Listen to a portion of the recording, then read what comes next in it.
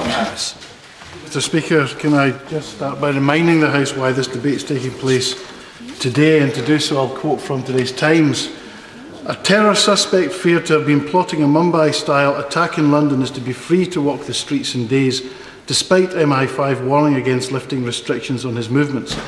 The security service said there was a real risk that the man known as CD would attempt to revive plans for terror attacks in the UK if curbs were lifted. And the report goes on, court papers show that the security services judged that CD would be able quickly and covertly to purchase firearms for use in his attack plans, and that without a TPIM in place there was a real risk that he would seek to revive his plans to carry out attacks in the UK or engage in other terrorism-related activity. This man is about to go free from all restrictions that have been previously imposed on him, despite the fact that in September 2012, just 15 months ago, the Home Secretary described CD as a leading figure in an extremist network in North London who had displayed a very high level of security awareness. I found it deeply disappointing, Mr. Speaker, that despite repeated questions from myself and from the Shadow Home Secretary, the Home Secretary refused to answer a very straightforward and very pertinent question, which was, does she still believe that her assessment delivered to the House in September 2012 was still relevant? Does she still believe that CD is a threat? She refused to answer that question. We must therefore conclude that the answer actually is yes. And the question also is, do ministers actually trust our security services? Do they trust the judgment of our security services?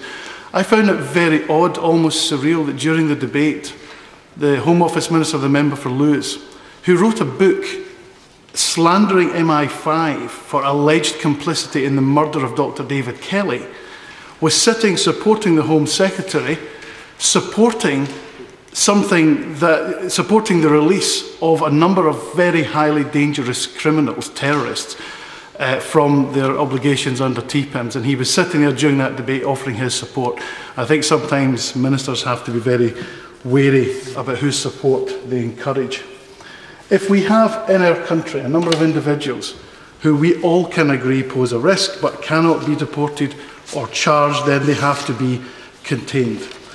If control orders with appropriate judicial oversight results in these individuals being subject to restrictions for an indefinite period of time, that's a consequence we should be prepared to tolerate.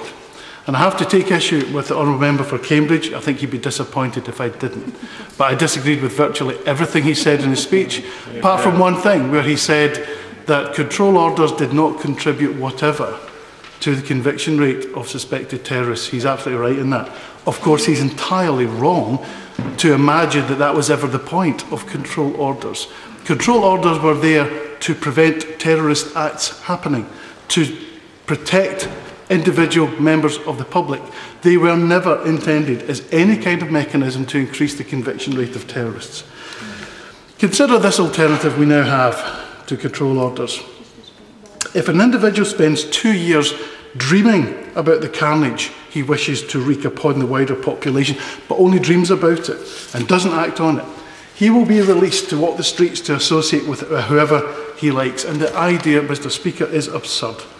If you behave yourself for 2 years while you know your movements and communications are being monitored, then you are guaranteed to be relieved of those restrictions because you will be deemed no longer to be a threat. Not because you're a reformed character, but because you've managed to resist the temptation to plan anyone's death for a couple of years. Why don't we give them an OBE while we're at it? Control orders, although despised by the civil liberties lobby, were, I believe, a proportionate response to the threat of terrorism. Proportionate because of the scale and nature of the threat posed by Islamist terrorism. Yet there are too many in this chamber on all sides of the House who do not recognise the scale or the nature of that threat. They claim the threat's no greater than that previously posed by the IRA. They claim that British foreign policy is as much to blame as this hateful religious ideology. They convince themselves that everything, after all, did not change after 9/11. They are wrong. Everything did change.